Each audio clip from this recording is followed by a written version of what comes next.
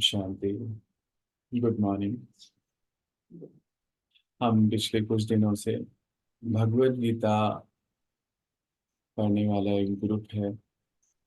नाम मुझे नहीं मालूम है उनका। उनके कुछ सवालों को देख रहे हैं। सवाल बहुत अच्छे हैं। और मुझे लगता है ये सवाल हम सबकी सेवा बहुत अच्छे से कर सकते हैं।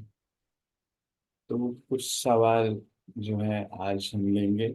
और उसमें से पहला सवाल है बहुत अच्छा कि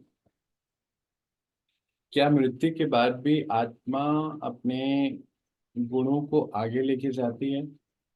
याद होगा हमने परसों बात करी थी सतोगुण, रजोगुण और तमोगुण की। कुछ हमने उसके पॉइंट्स भी देखे थे।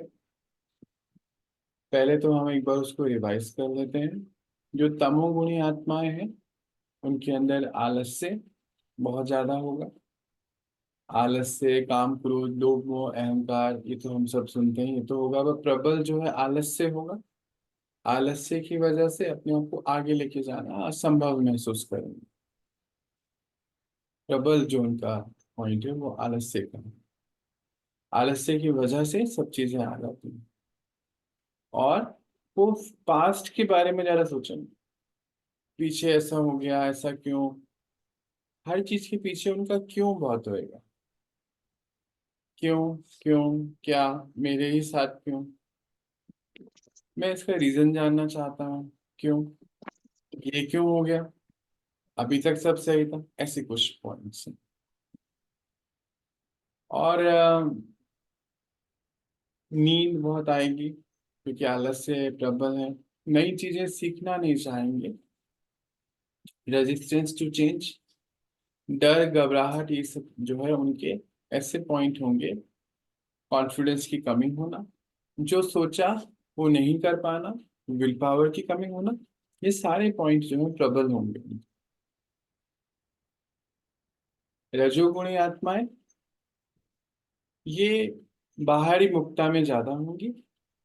मतलब सामान खरीदना, अपने महत्वाकांक्षाएं उसको पूर्ण करते रहना, बहुत सारी छोटी बड़ी कामनाओं के पीछे लगे रहना, गेम खेलना, मोबाइल देखना, टीवी देखना, आलस्य इनका भी प्रबल होगा। और ये कुछ कुछ छोटे पॉइंट्स हैं जिनका ऊपर ये इनके ऊपर काबू करेंगे। खाने पीने में ज्यादा ध्यान रहना, रोज क्या खाना है इसके ऊपर ज्यादा उनका समय जाता है।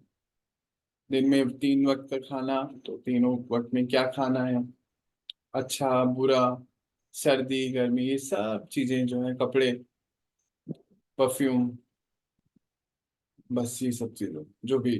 अब आप हमें इसमें से ढूंढना खुद ही, हाईलाइट ये फ्यूचर में ज्यादा रहे।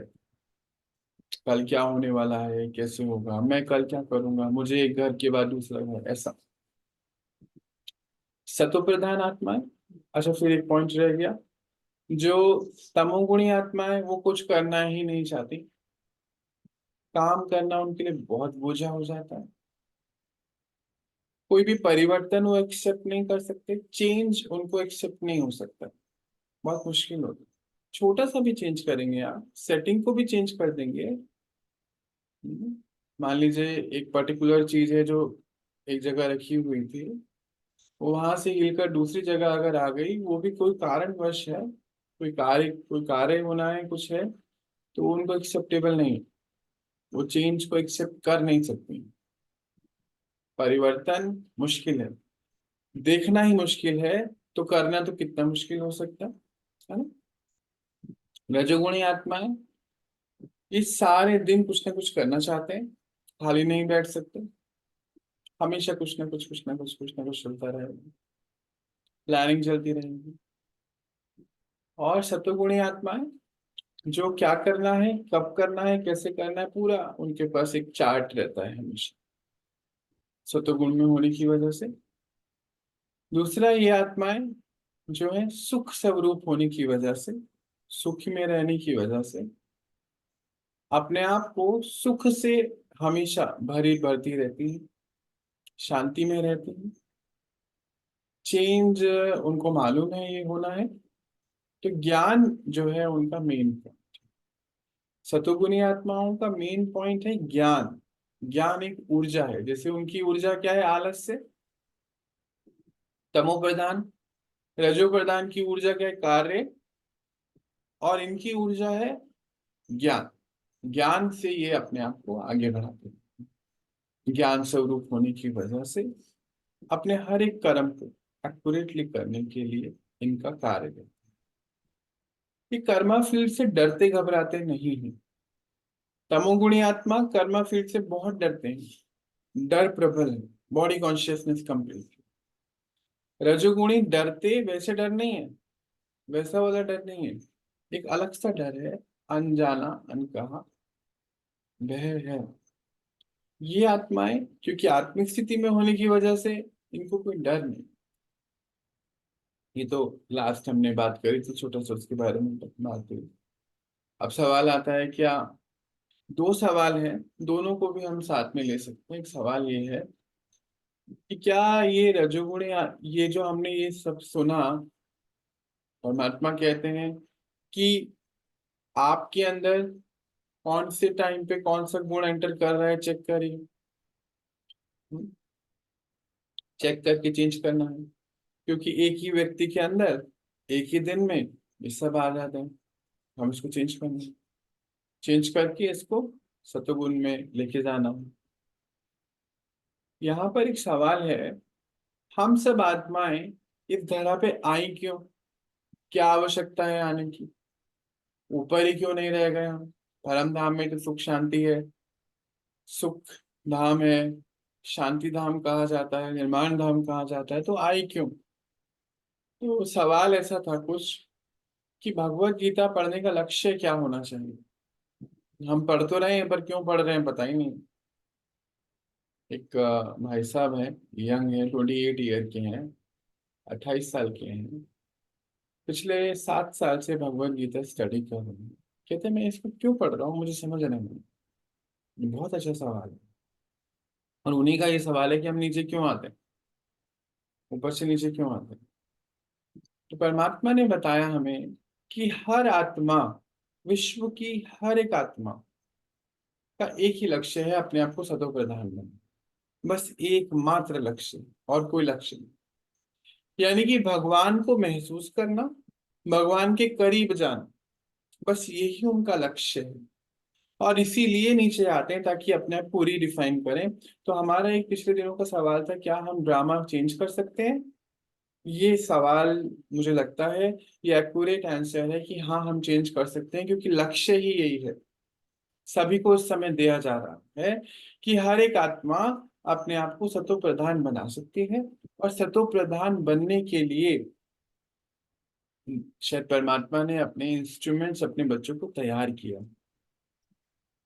हर एक आत्मा सतो प्रधान कैसे बनेगी, जब ये आत्माएं तमो प्रधान रजो प्रधान आत्माएं जो हैं सतो प्रधान आत्माओं के संग में आएंगी। फिर से ये सतो प्रधान आत्माएं जो परमात्मा तैयार कर रहे हैं, जब तमो और रजो आत्माएं, तमोगुणी और रजोगुणी आत्माएं सतो प्रधान आत्माओं के संग में आएंगी, तो अपने अपने अपनी स्थिति के हिसाब से वो अपने आप को सतो प्रधान बना सकते। ये मतलब एक बहुत इंपॉर्टेंट सवाल था कि हम कैसे कर सकते हैं इसको, और वो कैसे करेंगे वो अभी हम देखेंगे। पर मेन पॉइंट है, परमात्मा हम सब बच्चों को क्यों तैयार करते हैं, ताकि हम सैंपल बनकर बाबा हमारे द्वारा अनेक आत्माओं की स्थिति और परिस्थितियों को ठीक कर सके। तो अंदर से एक जैसे ना उन आत्माओं को उमंग है, पर उनके पास कोई है नहीं जो उनको ये मार्ग पर लेके जा सके। ऐसा देखा गया कि जब ये आत्माएं जो सतोगुणी आत्माएं हैं, जब अपने सैंपल स्वरूप में आ जाती हैं, तो रजोगुणी और तमोगुणी आत्मा, रजोगुणी आत्माएं क्योंकि धन के पीछे बहुत भागने की वजह से ये अपना धन इन सतोगुणी आत्माओं के संग लगाती हैं, सेवा में कल्याण के लिए लगाना शुरू कर देती हैं। और इसी से विश्व कल्याण होता है, क्योंकि इस समय कलयुग में धन एक बहुत बड़ी शक्ति है। बाबा ने बताया कि इस वजह से समय अनुसार, ड्रामा अनुसार, जब आप आत्माएं तैयार होती चले जाएंगी, अपने आप आपको बाकी की सभी आत्माएं अपने आप इस सतोगुणी आत्माओं के संग रजो और तमो आत्माएं मिल करके सतगुण सतयुग का निर्माण करने में सहयोगी बने। क्योंकि हर आत्मा का लक्ष्य वही है, क्योंकि प्योरिटी सबको अट्रैक्ट करती है इसी। तो ये एक सवाल को छोटे रूप में हमने समझा। अब एक सवाल और है, क्योंकि ये हमने समझा, इसका नेक्स्ट सवाल जो हमने पहले सुना था अभी जो शुरुआत ही करी थी, क्या ये गुण हमारे कैरी फॉरवर्ड होते हैं मृत्यु के बाद? हम शरीर जब छोड़ते हैं तो लेके जाते हैं? जी हाँ, लेके जाते हैं। हमने देखा होगा कि बहुत सारे बच्चे अभी हमारे आसपास भी, कुछ एक बच्चे जब जन्म लेते हैं तो बहुत शांत स्वरूप होते हैं, किसी को डिस्टर्ब नहीं करना, शांत बिल्कुल। कुछ एक ऐसे होते हैं जो बहुत ज्यादा अशांत, शोर मचाना, तोड़ना, एक जगह पे नहीं बैठ पाना, अभी हमने सब देख रहे हैं ना ये आसपास। कुछ ऐसे बच्चे होते हैं जो बहुत जल्दी कहना मानते हैं, आज्ञाकारिता का उनके अंदर गुण होता है। कुछ ऐसे बच्चे होते हैं कि जिनको आप कुछ भी कहो उनको मानना ही नहीं, बचपन से ही लक्षण दिखते हैं। कुछ आत्माएं इतनी पवित्र होने की वजह से, इतनी तेजोमय होने की वजह से उनके वाइब्रेशन महसूस होते हैं कि ये आत्मा पवित्र है। तो हो सकता है पिछले जन्म का कुछ काम किया हुआ है, या हो सकता है कि कुछ समय पहले ही परम धाम से आए हैं, मतलब एक या पहला जन्म है, या हो सकता है दूसरा तीसरा जन्म है, तो भी सतो प्रधानता है। ये बात क्यों आई? हम्म, वो कहते हैं एक सवाल इसके पीछे छुपा हुआ है कि क्या क्या भगवत गीता के शायद 14th अध्याय में लिखा हुआ है कि परम धाम से निरंतर आत्माएं सृष्टि पे आती रहती हैं, सृष्टि रूपी नाटक मंच पे, और वो सतो प्रधान होती हैं। ये बहुत अच्छा सवाल है। कहते कैसे हो सकता है ऐसे, जब कलयुग आ गया तो सतो प्रधान कैसे हो सकता है? तो ये सवाल तो बहुत अच्छा है, इसको समझ जाते हैं। परम धाम जाने के लिए हम हर आत्मा को अपने अपने स्थिति के अनुसार पवित्र तो होना ही पड़ता है। अभी देखो बाहर जितने भी कार्मिक अकाउंट क्लियर हो रहे हैं, कार्मिक अकाउंट तो क्लियर हो रहे हैं, बीमारियां बढ़ रही हैं, डाइवोर्स रेट बढ़ रहा है, लड़ाइयां बढ़ रही हैं, दुख बढ़ रहे हैं, अत्याचार बढ़ रहे हैं, तो ये क्या हो रहा है? आत्मा अपने कर्मों का चुकतू कर रही है। क्योंकि डॉक्टर्स बढ़ गए, मेडिकल फैसिलिटी बढ़ी, हॉस्पिटल बढ़े, परंतु बीमारियां भी तो बढ़ रही है ना। पता ही नहीं कौन सी बीमारी कब हो जाती है, आइडेंटिफाई करना ही बड़ा मुश्किल हो जाता है। तो वो सब क्या है? ये सब पवित्र बनाया जा रहा है, अपने कर्मों की छुट्टी हुई है, कर्मों का खाता कंप्लीट करके ही जा सकते हैं ना वहां पर। तो ये सारे कर्मों के हिसाब किताब बाहर चल रहे हैं, कंटिन्यू चल रहे हैं। कौन कौन से कर्म है? शरीर के साथ हिसाब किताब, प्रकृति के साथ, आत्माओं के संग लड़ाई झगड़े, कोई भी रिश्ते अच्छे नहीं है। आज घर के चार लोग, चार को एक दूसरे के ऊपर विश्वास नहीं है, रह रहे हैं इकट्ठे क्योंकि मजबूरी है, छोड़ नहीं सकते हैं। कुछ ऐसी बातें हैं। तो हिसाब किताब में ये चुकतू होने ही है। अब जितना वो हिसाब किताब चुकतू करेंगे तो इनेट में, मतलब बिल्कुल बेस में जाएंगे, तो हर आत्मा के पास अपनी स्थिति के अनुसार सत्वगुण तो है ना, सुख शांति प्यार आनंद ज्ञान सबके पास। अब जो उनकी कैपेसिटी है, कैपेसिटी है, हर बैटरी की अपनी कैपेसिटी है, आत्मा एक बैटरी है। अब एक घड़ी का सेल भी होता है, एक टॉर्च का सेल होता है, उसके बीच में हम रिमोट का एक सेल लेते हैं, ट्रिपल ए बैटरी शेड होती है, ट्रिपल ए, डबल ए, और वो उसको क्या बोलते हैं नहीं मालूम मुझको। और एक इन्वर्टर की बैटरी होती है बड़ी। तो इन सब बैटरीज की भी अपनी अपनी स्टोरेज करने की कैपेसिटी होती है। जो आत्माओं के मैक्सिमम जन्म है, यानी कि वो सबसे ऊपर परमात्मा के संग रहते हैं। 84 जन्म बताए गए हैं। हम आत्माओं के 84 जन्म है मैक्सिमम।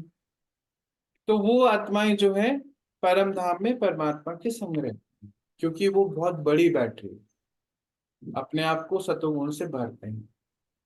जिनके कम जन्म है, 1 घंटे का भी जन्म है ड्रामा में, किसी का जन्म मतलब शरीर लेना नहीं लेना नहीं, गर्भ में आए 1 घंटे बाद छोड़ दिया तो जन्म काउंट हो जाता। ये भी ड्रामा अनुसार होना है। अब तो हम देखते हैं ना, ऐसा बाहर बहुत हो रहा है। तो फिर उन आत्माओं को जितनी उनकी कैपेसिटी है सतोगुण धारण करने की, उस हिसाब से उनके नीचे आने का या जन्म लेने का समय है। तो हम अभी देखते हैं कुछ ऐसे बच्चे जो बहुत ज्यादा तमोगुणी है। चीखना, चिल्लाना, रोना, डोमिनेट करना।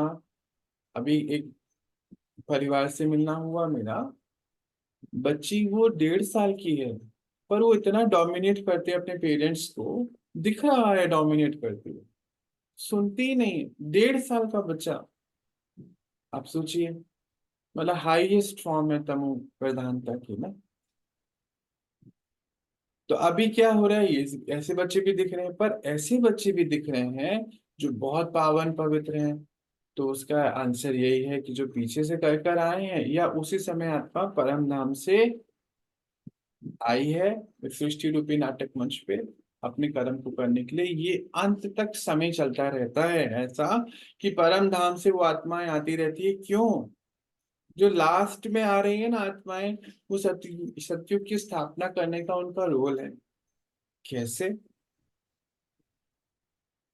वो सतोगुणी आत्माएं जितना भी सतोगुण भर के गई हैं अपने अंदर, अंत तक आती रहेंगी, क्योंकि सृष्टि पर ये नाटक ऐसा ही चलता रहता है। सब गंदे नहीं होते हैं, अच्छे भी होते हैं, क्योंकि वाइब्रेशन का इफेक्ट होता है। प्रकृति को चलाना होगा।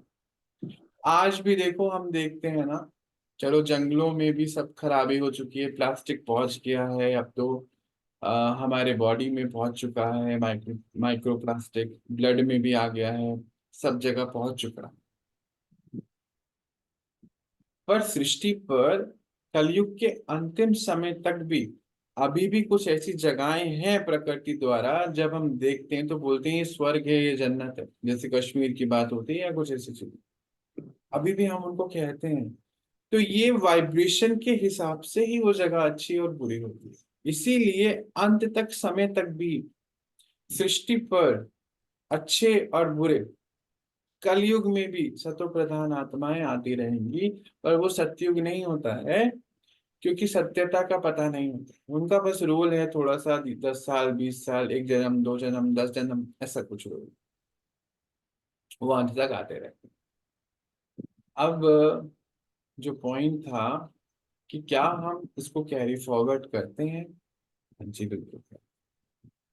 ये अभी हमने कुछ बातें सुनी इसकी। एक तो हमारे बीच ही ऐसे बच्चे हैं जो तमोगुणी हैं, हमें नजर आ जाता है। कुछ ऐसे बच्चे हैं जो सतीगुणी हैं, शांत स्वरूप हैं, उनके अंदर ये गुण है, पवित्र हैं। ये सब हमें नजर आता है। कुछ ऐसे बच्चे देखने में आते हैं जो मॉर्निंग में 3 बजे उठ जाते हैं अपने आप ही, माता पिता सो रहे हैं तो कोई बात नहीं, उनको अपना उठ के बैठे, परेशान भी नहीं करेंगे किसी को। कुछ ऐसे बच्चे हैं जो सोते ही 3 बजे हैं, छोटे बच्चे सोते ही 3 बजे हैं। नेचुरली कब उठेंगे आप इसे चेक कर सकते हैं। कुछ ऐसे बच्चे हैं, अभी सुनने में आता है कि वो सोते ही नहीं हैं, उनको दवाइयां दे जाके सुलाना पड़ रहा है। ये सब लक्षण अभी हमें सब सृष्टि रूपी नाटक मंच पे नजर आ रहे हैं। हमारे आसपास ही होंगे, हो सकता है परिवार में भी हो। तो हम यहाँ से पता कर सकते हैं कि जो हम आज कर रहे हैं, जितना भी आज हम अपने आप को चेकिंग करके आगे बढ़ाएंगे, आत्मा उसको आगे लेके चले जाएंगे।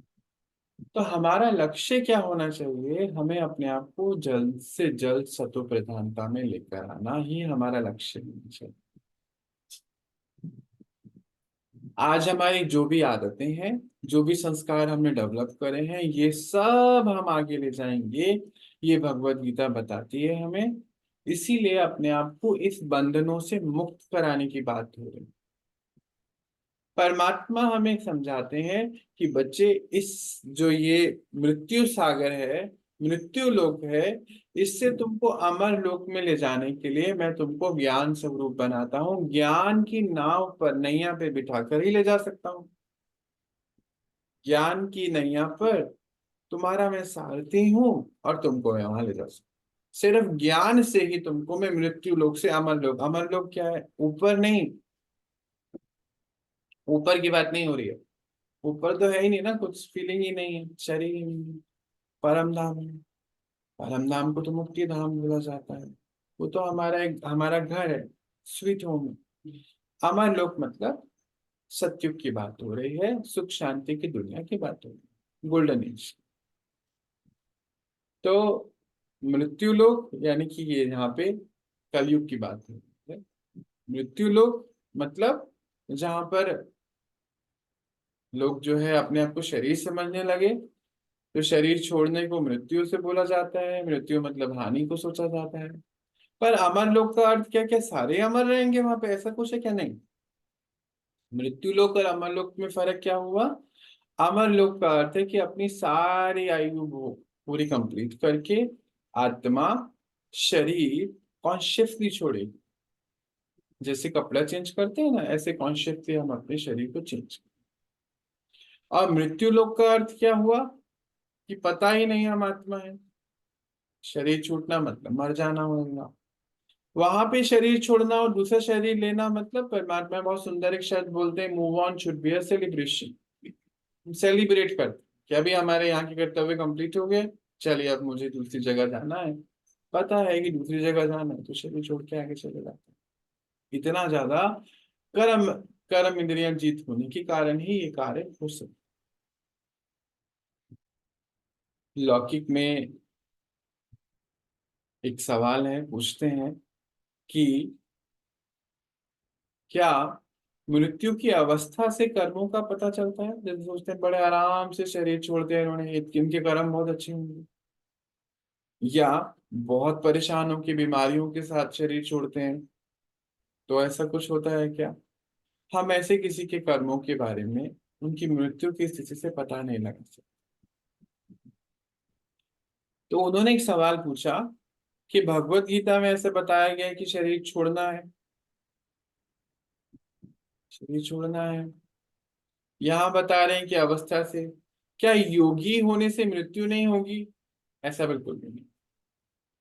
मृत्यु यानी कि शरीर का छोड़ना, हम आत्माएं हैं, हम आत्माओं की मृत्यु नहीं होती है, शरीर छूटता है। पर जब हम प्योरिफिकेशन यानी कि सत्व गुणों को अपनाना शुरू करते हैं, तो नेचुरली हमारे सारे कर्मों का हिसाब किताब चुकता होना शुरू होता है। और वो कहाँ से है निकलेगा? इस शरीर के द्वारा ही निकलेगा। शरीर में कठिनाइयां बीमारियों के रूप में निकलेगा। तो ये कठिनाइयां बीमारियां आनी है। तो ऐसा बिल्कुल कई लोग, कई बार हमसे भी पूछा जाता है, आप इतना मेडिटेशन करते हैं, इतना सब कुछ करते हैं, क्यों बीमार हो रहे हैं? तो शरीर के द्वारा सारी बीमारियां जरूर निकलेंगी, वो तो निकलनी ही है, शरीर एक साधन है। और पर योगी तो आत्मा, ज्ञानी तो आत्मा का अंतर क्या होता है कि इस शरीर में जितने भी प्रॉब्लम्स होते हुए, बीमारियां व्याधियां होते हुए भी, ये आत्माएं प्रसन्न चित्त, शांत चित्त, सुख चित्त रहेंगी। क्योंकि सुख के धागे से बंधी हुई हैं। बंधन इनको भी है, बंधन उनको भी है। उनको दुख का बंधन है, इनको सुख का बंधन। बड़ा समझने वाली बात। तो सुख के धागे से बंधी हुई है, तो चेहरा बड़ा, मतलब सब कुछ हो रहा है, दर्द भी हो रहा है, प्रॉब्लम्स भी हो रही हैं। हो सकता है कि बहुत बड़ी बड़ी बीमारियां हो जाएंगी, परंतु ये अंदर से आत्मा सुख स्वरूप है, क्योंकि इसको पता है कि मैं आत्मा सुख स्वरूप हूँ, दुख स्वरूप हूँ ही। औरों को पता नहीं है कि वो आत्मा है, तो इसके कारण की वजह से वो दुख में आ जाते हैं। तो इन आत्माओं को योगी जीवन धारण करने की वजह से इजी होता है शरीर को छोड़ना। बीमारियों के बाद भी, परिस्थितियों के बाद भी ये आत्माएं हिलती नहीं। अब एक सवाल है, और वो सवाल कहता है कि ये सतुगुण धारण करना बड़ा मुश्किल है।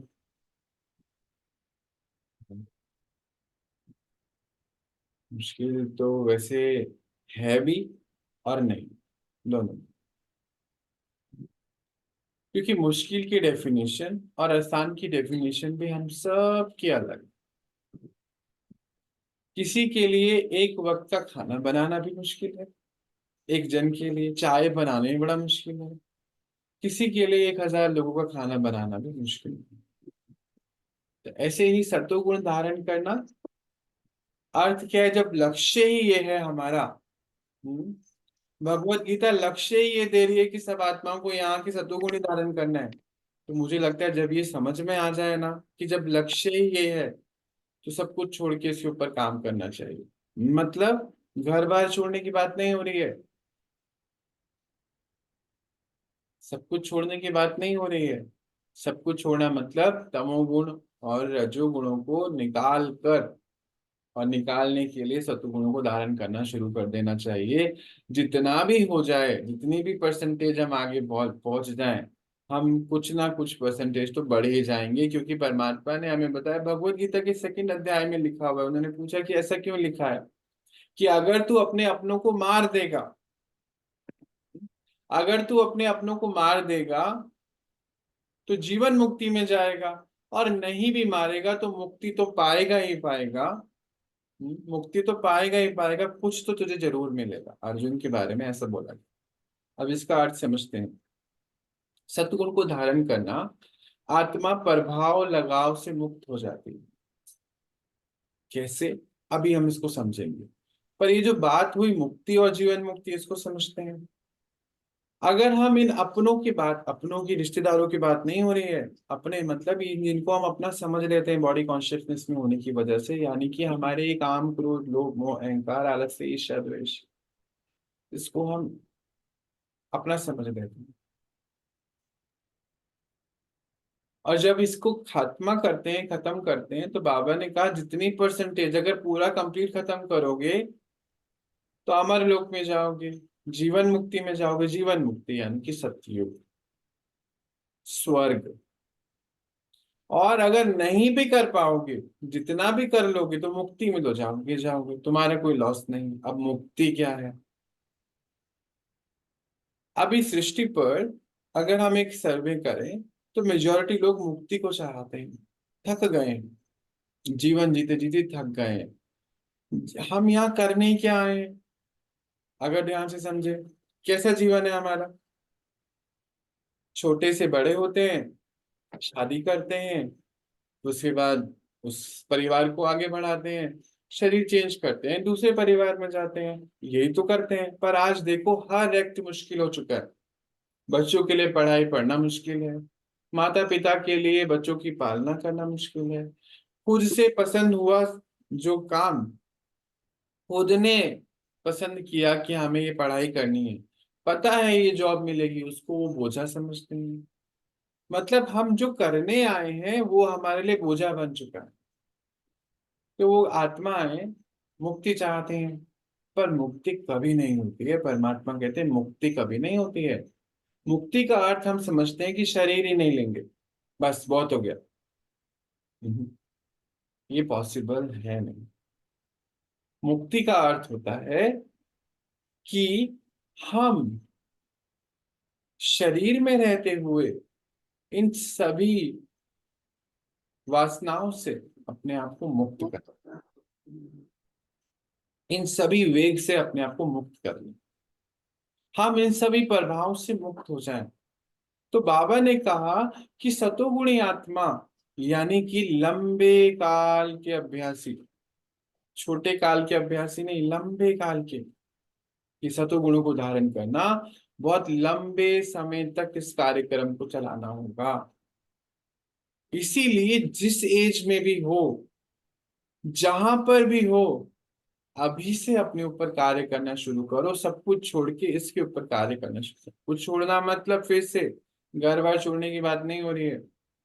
मतलब अपने सारी बुरी आदतों को परखो, कहाँ पर आलस्य आ रहा है, कहाँ पे क्या दिक्कत आ रही है, कहाँ पर हो, कौन से गुण में, कौन सा गुण कब एंटर कर गया है, और उसको खत्म करने के लिए ज्ञान और ध्यान दो ऐसे यंत्र हैं, दो ऐसे टूल हैं जिनका सहारा लेकर हम अपने आप को सतो प्रधान बना सकते हैं। कैसे बनाएंगे वो भी अभी हम समझेंगे, पर सबसे पहले मुक्ति और जीवन मुक्ति, जीवन मुक्ति आत्मा यानी कि सभी प्रभाव से मुक्त समान अवस्था कहा गया है। उन्होंने पूछा एक ने, हाँ उनका ग्रुप बना हुआ है, वो सवाल उसमें वो डालते हैं, तो उसमें पूछा उन्होंने कि ये समान अवस्था क्यों बोली गई 17वें अध्याय में। समान अवस्था यानी कि जैसे जब सब कुछ अच्छा है तो खुश रहना बड़ा आसान है। आपको क्या लगता है, आसान ही है ना, उसमें मुश्किल क्या है। जब सब कुछ शांत है तो शांत रहना बड़ा आसान है, उसमें कोई मुश्किलात नहीं है। परमात्मा हमारा कहते हैं, हमारे मतलब हम सबके बाबा कहते हैं कि बच्चे तूफान में तुम शांत रहो, अशांति की स्थिति में तुम शांत रहो, यही तुम्हारी बहुत अच्छी अवस्था है। यही तो तुम्हारी अवस्था है योगियों की। सब कुछ हिला हुआ है तुम हिल जाओ, सब कुछ ठीक है तुम ठीक रहो, तो उसमें क्या अवस्था है, उसमें तो कुछ भी ठीक नहीं, उसमें तो कुछ है ही नहीं, करना ही कुछ नहीं है। परमात्मा ने हमें लक्ष्य ही ऐसा दिया। फिर एक सवाल आता है कि कैसे हो सकता है, मेरे घर में तो मैं ही भगवत गीता पढ़ रहा हूँ या ज्ञान में हूँ, बाकी सब तो सबको चेंज होना पड़ेगा। नहीं, सबके लिए ये ज्ञान है नहीं, हमारे लिए है। सब वहां तक पहुंचेंगे नहीं, और सबको फिर एक तरफ एक बात कह रहे हैं कि सबको करना है, एक तरफ बोलेंगे, इसमें भी बड़ा कॉन्ट्राडिक्टी है, इसको भी हम बाद में समझेंगे। सबके लिए ये ज्ञान नहीं है, हमारे लिए है, हमको ही करना है, क्योंकि सभी डॉक्टर नहीं बन सकते, इंजीनियर नहीं बन सकते, आर्मी में नहीं जा सकते। तो इसको समझते हैं, इस पूरी बातचीत को कैसे समझते हैं। मुक्ति का अर्थ बताया गया कि मुक्ति चाहते मतलब अब इतने बोझे में आ गए हैं कि अपने अपनी दिनचर्या भी संभाल नहीं पा रहे हैं, अपने लिए एक वक्त का खाना नहीं बना सकते, इतना आलस्य प्रबल हो चुका है। बहुत हम आसपास देखते हैं कि हम तो ऐसे ही खा लेते हैं, कुछ भी ठीक है ना, टाइम ही तो निकालना है। ये हाल हो चुका है हमारा। इसीलिए आत्मा इतनी बोझे में होने की वजह से मुक्ति चाहते, मुक्ति मतलब जाके मुक्ति धाम में बैठेंगे। कितना बैठेंगे, हो सकता है 4000 साल बैठे, हो सकता है 4900 ईयर बैठे, हो सकता है 4950 100 ईयर बैठे ऊपर। तो मुक्ति है ना, इसीलिए देखो परम धाम की स्थिति हम देखते हैं तो पैरामिड जैसी है, ऊपर कुछ आत्माएं हैं और नीचे बहुत, इस समय देखो 1947 में जनसंख्या 120 करोड़, इस समय पता नहीं, बताते हैं 800 करोड़, जो मुझे मालूम नहीं। इतनी जनसंख्या हो गई, कैसे हो गई, कहाँ से आए। तो यही है, इन आत्माओं को मुक्ति चाहिए। तो बाबा कहते हैं कहीं तक भी पहुंचोगे मुक्ति तो मिलेगी ही वैसे भी, क्योंकि अब सबको जाने का समय है, थर्ड वर्ल्ड वॉर ये सब बातें हम देख ही रहे हैं, नेचुरल क्लामिटीज ये सब हम देख रहे हैं, क्या जितना कर लोगे उतना पा जाओगे। और कौन सी बात हो रही थी कि जीवन मुक्ति की स्थिति, जीवन मुक्ति की स्थिति है जब हर प्रभाव से, जैसे अभी बात हो रही थी कि सब कुछ शांत है, हम शांत है, वो नहीं, सब कुछ हिला हुआ है और आप शांत हैं, ये जीवन मुक्ति है। सब अच्छे से बात कर रहे हैं, हम अच्छे से बात कर रहे हैं, उसमें कोई बड़ी बात नहीं है। सब खराब बात कर रहे हैं और हम अच्छे से बात कर रहे हैं, ये है बहुत बड़ी बात। तो ये है उस परिस्थिति से, उस व्यक्ति से, वैभव से प्रभाव मुक्त स्थिति, इसको बोलते हैं एक समान अवस्था। बाबा ने बोला परमात्मा समान अवस्था, भगवत गीता बोलती है समान अवस्था, और बाबा ने बोला परमात्मा समान अवस्था। ये हम सब बच्चों को बनाने का लक्ष्य है, इसीलिए सतोगुण धारण करने का भी लक्ष्य है। तो कठिन नहीं है, कुछ एक बातें भी हैं। जैसे सबसे पहली बात तो सबसे शुरुआत में हुई थी, संग का जरूरत होनी चाहिए। संग ऐसा हो, क्योंकि हमने सुना है सत्संग तारे कुसंग डुबोए। तो संग कैसा हम कर रहे हैं, इस पे हमारी बहुत बहुत सारी जो है अटेंशन होनी चाहिए। जैसे ये एक बाबा ने एक परिवार बनाया हुआ है, ऐसे बहुत इस समय परमात्मा के बच्चे इंस्ट्रूमेंट बन के सेवाओं में लगे हुए हैं सत्युग की स्थापना के लिए। तो संग कैसा ले रहे हैं, कईयों को मन में आता है कैसे करेंगे क्या होगा। आप मिनिमम 3 महीने 90 डेज का एक अपना एजेंडा लेके चलें, कि जहां पर जब आत्मा गुणों को धारण करना शुरू कर देती है ना, ये एहसास होता है कि ये अच्छा है, तो हम अपने आप को सारे अवगुणों को हटाने में लगा देते हैं। हाँ, फिर से लाइन सुनते हैं, हम अपने आप को इन सारे गुणों से रहित करने में लग जाते हैं। इसको सत्वगुण ही तो बोलते हैं। जब हम सारे अवगुण हटा देंगे तो सद्गुण अपने आप इमर्ज हो जाएंगे ना। इसीलिए बाबा ने कहा लंबे काल का अभ्यास चाहिए। और कुछ एक परहेज भी है, जैसे कोई दवाई देता है डॉक्टर, तो परहेज भी जरूर होते हैं। अब मान लीजिए हमने मॉर्निंग में ये 1 घंटे की क्लास या 2 घंटे की या आधा घंटे की क्लास करी, पर बाकी के 22 घंटे हम किसके संग हैं बुद्धि से, ये बहुत इंपॉर्टेंट है। 22 घंटे 23 घंटे हम किसके संग हैं, ये बहुत इंपॉर्टेंट है। इसीलिए बड़ा ध्यान रखना है अपने संग का। संग बहुत इंपॉर्टेंट फैक्टर है। कठिनाई इसीलिए आती है क्योंकि संग राइट नहीं चूज करते हैं। और अगर संग राइट होता है तो कठिनाई नहीं आती है। और कठिनाई थोड़ी बहुत आनी क्योंकि प्रैक्टिस करनी है ना। देखो, पिछले 2500 साल से हमारे कड़क संस्कार बन गए हैं। तो शुरू में जब हम मेडिटेशन में बैठते हैं तो हमें फील नहीं होता। कई भाई बहने कहते हैं कि नहीं हमें प्राप्ति नहीं हो रही है, तो शुरू में हो सकता है कि नहीं फील हो, क्योंकि सबकी धरनी भी अलग अलग है ना। कहीं देखा होगा आपने अभी न्यूज में, या बहुत जगहों पे आता है कि बंजर जमीन थी, 3 साल लगे उसके ऊपर, फिर जो है बीज मेहनत करके 3 साल लगे, बीज बोए, अब जाके वहां पर जो है फसल आनी शुरू हुई। कोई बोलता है 5 साल लगे, कोई बोलता है 10 साल लगे। अच्छा, कहीं तो आप 3 महीने में भी हो जाता है, कहीं तो 7 दिन के अंदर अंकुर फूट जाता है। तो सबकी धरनी अलग अलग। आप पेशेंस रखिए अपने साथ। 90 डेज का एजेंडा तो लेके चलना है। एक भाई मुझे कह रहे थे मुझे 12 साल हो गए भगवत गीता पढ़ते हुए, और मेरे परिवार वाले मुझे कहते हैं कि तुम ये क्या पढ़ रहे हो, क्योंकि तुम्हारे अंदर कोई परिवर्तन तो है नहीं। बड़ा अच्छा सवाल है ये सवाल आज हमें हम सबसे पूछना है अपने आप से। क्योंकि पहला सर्टिफिकेट, 3 सर्टिफिकेट की बात हुई है भगवत गीता में भी। और बोलेगी 3 पर्चे कौन से हैं, लास्ट अध्याय में बात हो रही है। सवाल पूछते हैं कि ये पर्चे क्या है, पर्चे कौन से लेने हैं हमें, किससे लेने हैं, कौन देगा हमें पर्चे। मुझे नहीं चाहिए किसी चाहिए। पहला पर्चा, पहला सर्टिफिकेट हमें हमारे परिवार से मिला। जो भी हम अपने अंदर कर रहे हैं परिवर्तन, सबसे पहले वो अंतर हमारे परिवार में विजुलाइज होता है, या फिर मतलब प्रत्यक्ष होता है। Visual is the wrong word, प्रत्यक्ष होता है, नजर आता है परिवर्तन। दूसरा हमें परिवर्तन जो है, जो प्रत्यक्ष होता है, जो पर्चा चाहिए, वो हमारे उस संघ से है, ग्रुप से, जहां पर भी हम हैं। मान लीजिए आप बैंक में जॉब करते हैं, मान लीजिए आप कहीं पर भी सोसाइटी में जिस जगह रहते हैं, वहां से क्या सर्टिफिकेट आपको मिल रहा। पहला परिवार से, और दूसरा उस सोसाइटी से जिनके भी कांटेक्ट में हम आ रहे हैं, ड्रामा प्लान अनुसार जिसके जीवन में हम आ गए हैं। अंदर की ठंड उनको मिलनी चाहिए, अंदर की सुख शांति की प्राप्ति होनी चाहिए। तो सब कॉन्शियसली आत्मा एक सर्टिफिकेट सबमिट करती है बाबा को। और तीसरा सर्टिफिकेट होता है परमात्मा का।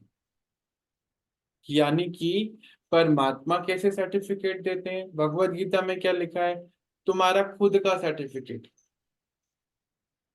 मतलब कि जो कर्म हमने करा, जो भी एक्ट हमने किया, क्या हम उससे सेटिस्फाई हैं, तो जब हम अंतर मन में जाएंगे तो उनकी आवाज भी आती है और स्वयं की आवाज भी आती है कि हाँ ये ठीक था, ये गलत। तो हर कर्म के बाद, हर एक एक्ट के बाद हमें ये तीन सर्टिफिकेट, तीन पर्चे चाहिए। हम्म। तो आज हम अपने आप से पूछेंगे कि हम कहाँ तक इसमें आ गए। ये बहुत अच्छा सवाल है। ये हमारी एक बहन है, दीपा दीदी। ये पिछले 42 ईयर्स से भगवत गीता ग्रुप से जुड़ी हुई हैं, भगवत गीता अध्ययन कर रही हैं। उस अध्ययन करते करते उन्होंने भगवत गीता में ही पीएचडी भी कर ली थी। अब उनके घर में उनकी तीन बहुएं हैं, एक बेटी है, एक दामाद है, यानी कि तीन बेटे हैं। बहुत बड़ा परिवार है। तीन बहुएं बेटे इकट्ठे रहते हैं और उनकी तीनों ही बहुओं से बनती नहीं है, एक से बनती है। और वो कहते हैं कि मुझे इन दोनों की शक्ल भी नहीं देखनी है। और उस तरफ से ये सवाल भी है उनका। तो आज दीदी शायद आप समझ पाए होंगे ये तीन पर्चे कौन से हैं। सबसे पहले इन बहुओं से ही आपको सर्टिफिकेट लेना होगा। हम्म। क्योंकि वो कहते हैं कि क्या आप सत्संग में जाते हो, क्या आप ये पढ़ाई पढ़ रहे हो, क्यों इनको सुन रहे हो। क्योंकि हम तो सुन नहीं रहे तो भी तुम्हारी जैसी गंदी सोच नहीं रखते हैं। आप सुन के भी इतनी गंदी सोच रख रहे हो। तो हमें सुनना ही नहीं। तो ये जो तीन सर्टिफिकेट हैं, ये तीनों ही हम नहीं ले पाएंगे। कैसे? एक तो परिवार से तो यही हो रहा है, दूसरा उस परिवार को हम भगवान से भी जाने अनजाने में दूर कर रहे हैं। ये हमारे कर्मों की गति, गुह्य गति में इसको समझना है, इस गुह्यता को, कि हम निमित्त बने। मैं निमित्त बना, मेरे घर के 4, 10, 5 मेंबर को भगवान से दूर करने में लग गया मैं। इस समय का पहला सवाल, इस समय का लक्षण क्या है, लक्ष्य क्या है, सॉरी, लक्ष्य क्या है? कि हमें भगवान के नजदीक जाना है। हर आत्मा को परम धाम से नीचे आने का लक्ष्य यही दिया गया है कि भगवान के पास जाने का लक्ष्य है। और पर मैं आत्मा उसको भगवान से दूर लेके जा रहा हूँ। दीपा अगर मैं हूं तो भगवान से दूर लेके जा रही हूँ। क्यों? क्योंकि वो कह रही हैं, बहुएं कहती हैं, बच्चे कहते हैं कि माँ आप क्या करते हो? सारे दिन पिछले 45 साल से आप ये सुन रहे हो, पढ़ रहे हो, लिख रहे हो, पीएचडी कर चुके हो, पर आप इतने गंदे हो। अच्छा है कि हम ये सब सुनते पढ़ते नहीं, अच्छा है हमने पीएचडी नहीं करी, अच्छा है हमने किताब खोल के नहीं देखी, कम से कम इतनी बुरे ख्यालात तो नहीं है। बहुत बड़ी बात है। उन्होंने ये बोला, अलाउ करा कि आप मेरा नाम लेना भले ही। तो आज ये नाम भी लिया जा रहा है, अदरवाइज ये नाम भी नहीं लेते। और इसको समझना है कि उनका जो सर्कल है वो भी उनसे परेशान हो चुका है, उनकी जो फैमिली है वो उनसे परेशान हो चुकी है। तो कहीं ना कहीं अभी हमें मेहनत करने की बहुत आवश्यकता है, सिर्फ सुनने तक नहीं। एक लक्ष्य दिया गया। भगवत गीता में कहा उन्होंने, एक सवाल है हमारे दीपक भाई जी, उन्होंने पूछा कि उसमें लिखा हुआ है कि ये ज्ञान तुम्हारा कर्म इंद्रियों तक पहुंच जाए। बाबा कहते हैं कर्म इंद्रियां शीतल हो जाए।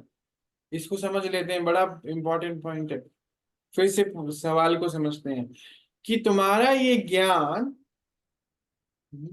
18वें अध्याय में बोलते हैं तुम्हारा ये ज्ञान सारे कर्म इंद्रियों तक पहुंचना चाहिए। अभी ये कैसे पहुंचेगा? इसका अर्थ क्या है? क्या कर्म इंद्रिय बैठ के ज्ञान सुनेगी? नहीं। इसका अर्थ है, जैसे बाबा ने बोला कर्म इंद्रियां शीतल हो जाने का अर्थ क्या है, कि ज्ञान सिर्फ यहां तक नहीं रह जाए, या यहां तक नहीं रह जाए, सुना यहाँ गया बस यहां तक नहीं। कि ज्ञान आपके व्यवहार कौशलता, कर्म कौशलता, फिर उसके बाद उसमें क्या क्या आ जाता है, व्यवहार में क्या होता है, आप किसके संबंध संपर्क में आ रहे हैं, कैसे संबंध संपर्क है आपकी सभी आत्माओं से, उनके संग में जब आ रहे हैं, कर्म कुशलता यानी कि कर्म व्यवहार में आ रहे हैं। मान लीजिए मेरे को एक कर्म ड्रामा प्लान अनुसार मिला कि मुझे रोटी बनानी है, और मान लीजिए आप में से कोई मेरे साथी हैं उस समय सेवा के, हम किचन में 2 जन हैं, हम लड़ रहे हैं कि हम खाना बना रहे हैं ठीक से, कर्म कुशलता। उसी से व्यवहार कुशलता, कई लोग कहते हैं हम अकेले ही करेंगे, हमें रहना ही नहीं साथ में। मैं इसके संग काम नहीं कर सकता। मतलब क्या हुआ, मतलब अभी हम जो पढ़ रहे हैं, अपनी पढ़ाई पढ़ रहे हैं, हमने उसके ऊपर कोई काम नहीं करा हुआ है, मैं इनके संग नहीं रह सकता। मतलब अभी हमारे अंदर वो गुण अभी धारण नहीं हुए हैं। अब बात आती है कि कर्म इंद्रियों तक आ जाए, मतलब कि प्रत्यक्ष होना शुरू हो जाए कि आप ज्ञानी तो आत्मा हो। उनको 9 साल की उनकी एक पोती है, उन्होंने बोला कि दादी, सुनना जरूरी है, समझना जरूरी है, कि दादी अच्छा होता कि आप दादी ना होते मेरी। तो ये बहुत बड़ी बात है, बहुत बड़ी बात। एक ऐसा सर्टिफिकेट हम ले रहे हैं कि दीदी, आप जो है, जो आप सुन रहे हैं, पढ़ रहे हैं, उसको आचरण में लेके आने के लिए एक स्टेप आगे बढ़े। 4 स्टेप बाबा ने हमें बताए हैं। 4 हमारे सब्जेक्ट हैं। पहला है ज्ञान, दूसरा है ध्यान, तीसरा है धारणा, और चौथा है सेवन। ज्ञान सुन रहे हैं, धारणा में लाने के लिए पहला बीच का जो स्टेप है वो मिसिंग है, वो है परमात्मा के साथ जुड़कर, उस विश्व की सबसे बड़ी शक्ति के साथ जुड़कर अपने अंदर शक्ति को भरते चले जाना, अपने अंदर शक्ति को भरना, ताकि हम धारणा स्वरूप बन के स्वयं की सेवा कर सकें। दूसरों की सेवा बहुत दूर सब्जेक्ट रहता है, स्वयं की सेवा। तो आपका ये वाला पॉइंट शायद मिसिंग है। आप परमात्मा के संग बैठ योग में, हमने कुछ दिन पहले यज्ञ की बात करी थी और तप की बात करी थी, उस यज्ञ को अपने अंदर शुरू करें। अश्वमेघ यज्ञ बोला गया 4थे अध्याय में। एक हमारे दिलीप भैया हैं, उन्होंने पूछा अश्वमेघ यज्ञ क्यों बोला गया। अश्व को घोड़े बोलते हैं ना, तो एक कर्म इंद्रियों को घोड़ा बोला गया, तो कहते हैं इसको सुहा कर दीजिए। तो अभी हम क्या बात कर रहे हैं कि ज्ञान जो है कर्म इंद्रियों तक पहुंच जाए। कर्म इंद्रियों तक पहुंचना, कर्म इंद्रियां शीतल होना, यानी कि ज्ञान स्वरूप आत्मा वो जिसके कर्म इंद्रियों से सारा प्रत्यक्ष हो जाए कि ये ज्ञान स्वरूप आत्मा। उनकी व्यवहार कुशलता, उनकी कर्म कुशलता इतनी एक्यूरेट हो जाए कि जहां पर भी जाएं उनको सर्टिफिकेट इजीली मिलता चले जाए। ये हमारा इस पढ़ाई का लक्ष्य है। आप मुझे माफी देना, कहीं पर भी आपको इतनी डिटेल में बताने का मेरा मनोकामना नहीं है कि मैं आपको परेशान करूं, डिस्टर्ब करूं, पर इसको समझना है। और ऐसा पिछले दिनों ये जो हमारे भगवत गीता ग्रुप है, बहुत अच्छा ग्रुप है। आ, इनकी बहुत सारे सवाल आते हैं और दिन भर बात भी होती है। वो बताते हैं कि जो अभी क्या होता है कि जैसे जैसे शरीर की उम्र बढ़ जाती है, अपने संस्कारों को परिवर्तन करने में जरूर कठिनाइयां आती हैं, पर ये कठिन नहीं है। अगर आप लक्ष्य बना लेंगे तो बिल्कुल कठिन नहीं। बस एक स्टेप मिसिंग है, योग, बाबा के संग बैठकर योग लगाना। हम बाबा बोलते हैं, वो एक और सवाल था, हम बाबा बोलते हैं इसका अर्थ नहीं कि कोई इंसान की बात हो रही है। हम परमात्मा शिव जो हमारे पिता हैं, हम उनको प्यार से बाबा बोलते हैं। आप बाबा मत बोलिए, आप डैड बोलिए, पापा बोलिए, कोई नाम रख लीजिए, पिताजी बोलिए, अंकल जी बोलिए, जो बोलना है बोलिए, वो वैसे भी बोल से परे। और उनके संग बैठकर जो रिश्ता कायम करना चाहते हैं, चाहे माता पिता का, चाहे जीवन साथी का, चाहे खुदा दोस्त का, चाहे जो भी, टीचर का, गाइड का, सतगुरु का, यही समय है हमारा कि हम उनसे हर रिश्ते निभा सकते हैं। और रिश्ते निभाकर ही हम अपने आप को उनके संग में रखकर ही हम अपने अंदर अपने इस परिवर्तन को लाया जा सकता है। और ये परिवर्तन करना बिल्कुल भी मुश्किल नहीं है। अगर हमारा योग वाला पॉइंट जो है पक्का होता चले जाए, तो धारणा में आने में कहीं कोई कठिनाई नहीं होगी। और व्यवहार कुशलता और कर्म कुशलता दोनों ही बहुत अच्छी होती चली। कर्म कौशलता का अर्थ बिल्कुल भी ये नहीं है कि जो कर्म मुझे आता है वही मेरी कर्म कौशलता है, नहीं। ड्रामा में अगर आया है कि मुझको झाड़ू लगानी है, मेरे सामने ये सीन आया है, कितनी एक्यूरेटली मैं झाड़ू लगा सकता हूँ, यह है कर्म कौशल। ड्रामा में ये सीन आया है कि मुझे कुछ काम करना है, मान लीजिए मुझे सफाई करनी है, खाना बनाना है, पढ़ाई करनी है, पढ़ाई करानी है, सिलाई, जो भी आ रहा है सीन, बिना उस काम के, उस कर्म के ऊपर घृणा करे हुए, उसको सीख कर एक्यूरेटली, कई बार एक चीज आती है, कई बार सीखनी होती है, एक्यूरेटली एक्ट की तरह का परफॉर्म करना, उसको बोलते हैं कर्म कौशलता। भागना नहीं उससे। हम्म? जैसे ये हद के एक्टर्स भी होते हैं, ये हद के एक्टर्स भी क्या करते हैं, अब हम बहुत सारी मूवीज में देखते हैं ना कि हमने तलवार चलानी सीखी, हमने घुड़सवारी सीखी, हमें इंग्लिश बोलनी नहीं आती थी, हमें चाइनीज बोलनी नहीं आती थी, हमें छुरी कांटे से खाना नहीं आता था, हमने सीखा हमें कोट सूट पहनना नहीं, टाई, ये सब सीखा उन्होंने, वो बोलते हैं, आप इंटरव्यूज में देखिएगा। तो हद के एक्टर्स भी सीखते हैं उसको एक्ट में लेकर आने के लिए। तो हम तो बेहद के एक्टर्स हैं, हीरो एक्टर्स हैं,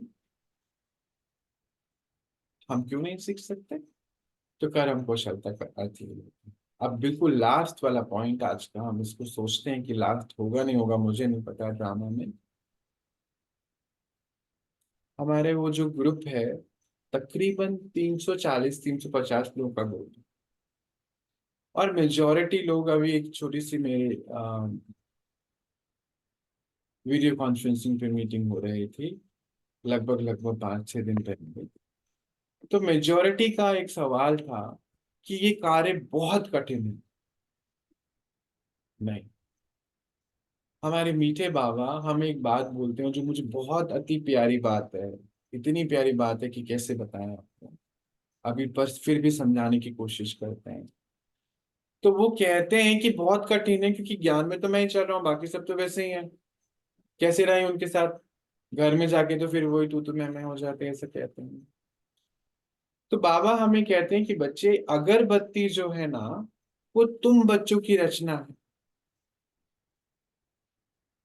और अगरबत्ती जब हम जलाते हैं, कभी शिकायत नहीं करती कि इतना कूड़े में रखा हुआ है मुझको, कैसे मैं सुगंध फैलाऊंगी, कभी शिकायत नहीं करती, तुमने बनाई है ना। तो हो सकता है कि हम इतना, मानो कूड़े का ढेर बहुत सारा है, हो सकता है उस पूरे कूड़े के ढेर को आप सुगंधित नहीं कर सको उस जगह को, पर अपने आप को तो बचा ही लोगे, क्योंकि अपने आसपास तो एक दीवार खुशबू की हो ही जाएगी ना। भले ही कूड़ा बहुत ज्यादा है तो नहीं हो पाएंगे। तो परमात्मा ने हमें बहुत अच्छा उदाहरण दिया, और ये बहुत याद रहता है, सदा यहाँ पे याद रहता है कि तुम्हारी ही रचना अगरबत्ती है। भले ही वातावरण को खुशबूदार ना बना सको, पर स्वयं को तो बचा सकते हैं, इतनी शक्ति तुम्हारी। तो बिल्कुल कठिन हो सकता है, पर आप बिल्कुल परेशान ना हो। आप इन तीनों पर्चों के ऊपर बहुत ध्यान रखना है, और हर एक्ट को, हम एक्टर हैं, इस स्थिति में करेंगे, तो हर एक्टर में हम अपने पर्चे के ऊपर बड़ा ध्यान रखेंगे, बहुत ध्यान रखेंगे। हम आराम से, वो आत्मा एडजस्ट करेगी, अडॉप्ट करेगी, लर्न करेगी, अर्न करेगी, आगे बढ़ेगी, सीन को क्रॉस करेगी, फंसेगी नहीं। कई लोग फंस जाते हैं, मैंपन में आ जाते हैं, नहीं मैंने ये कहा था ये करो, नहीं, ड्रामा के ऊपर बड़ी अटेंशन रहेगी, ड्रामा में होना होगा, होएगा नहीं, होना होगा नहीं होएगा। आपने अपनी बात रखी, फिर जो भी हो। सवाल बहुत हैं, बहुत सवाल हैं, इसको हम फिर कर लेंगे। और भी, और भाई बहनों का बहुत बहुत शुक्रिया है कि उन्होंने ये सवाल पूछे। और हम इन सवालों के माध्यम से हम परमात्मा के नजदीक आ रहे हैं। और हमें बड़ी अटेंशन रखनी है, डिससर्विस नहीं होनी चाहिए हमारे द्वारा। हमारे द्वारा इस समय हमारे द्वारा इस समय हमें देखकर भगवान से कोई दूर नहीं होना चाहिए।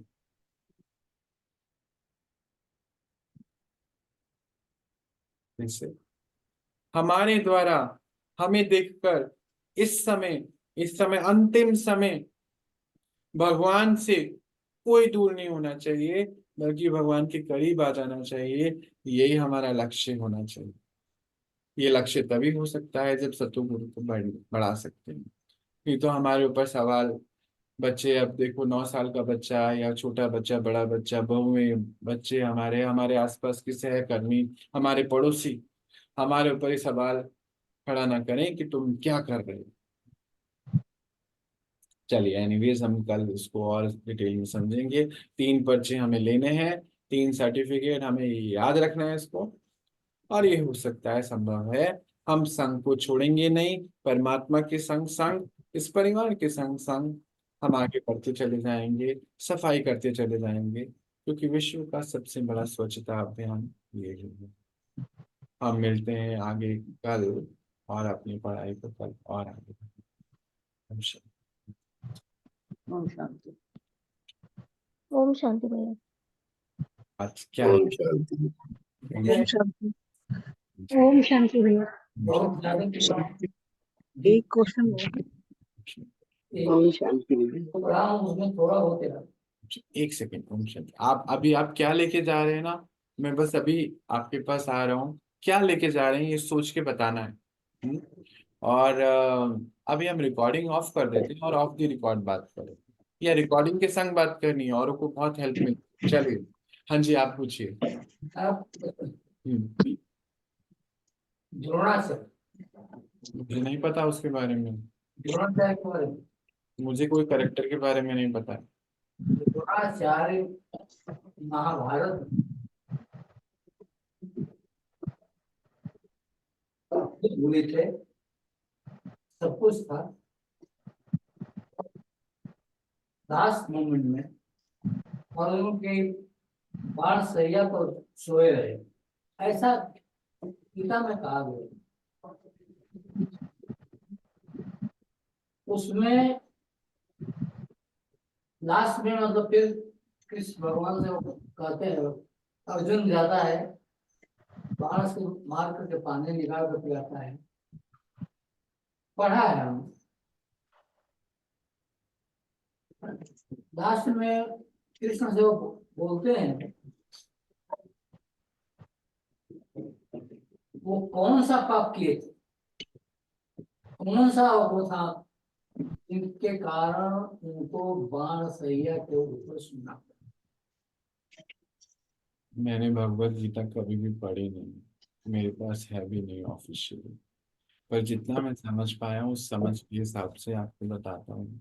मुझे नहीं पता द्रोणाचार्य कौन। मुझे पता है, शॉर्ट में बताती हूँ प्लीज आप बताओ। कि इस जन्मों से पहले किसी एक जन्म में उन्होंने एक कीड़े को दुख पहुंचाया था, उसको, उसके शरीर को भेद दिया था। ओ, इसी वजह से उन्हें यहाँ पर लेटना पड़ा। मतलब इस प्रीवियस जन्म में या इस जन्म में पता नहीं। इससे उन्होंने किसी कई जन्मों कीड़े को या किसी ऐसे जानवर आत्मा को, जीव जंतु आत्मा को हानि पहुंचाई थी, उनके शरीर को भेद दिया था, इसीलिए उनको उस पे हीरो पे लेटना पड़ा। हाँ, ऐसा मुझे नहीं पता, मैंने पता भी नहीं है।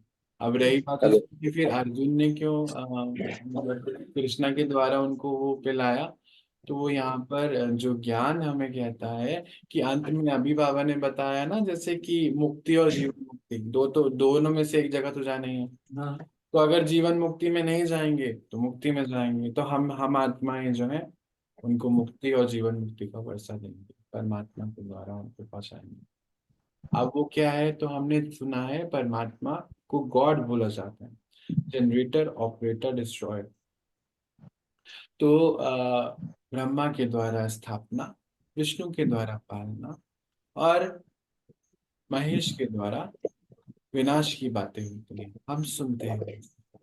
तो वो जो अंत समय जो अभी हम देख रहे हैं कि वो आत्माओं को जो मुक्ति में भी जाना है, उसमें भी शरीर को छोड़ना है। तो फिर अंत में हम जैसे आप सब आत्माएं जो हैं, जो जो अर्जुन इस समय बनी हुई, अर्जुन मतलब अर्जित करने वाले कर्म कर, उन्हीं के द्वारा जो है परमात्मा उनको मृत्यु या फिर मुक्ति का वर्षा देंगे, परम धाम जाएंगे। जन्म मरण से तो छूट नहीं सकते हैं, तो परम धाम में बहुत समय जाके बैठेंगे, ये तो होना है। हाँ जी, आप पूछिए। पर मुझसे ना करेक्टर के बारे में आप चलो पूछ लीजिए, ड्रामा में है तो फिर पूछिए।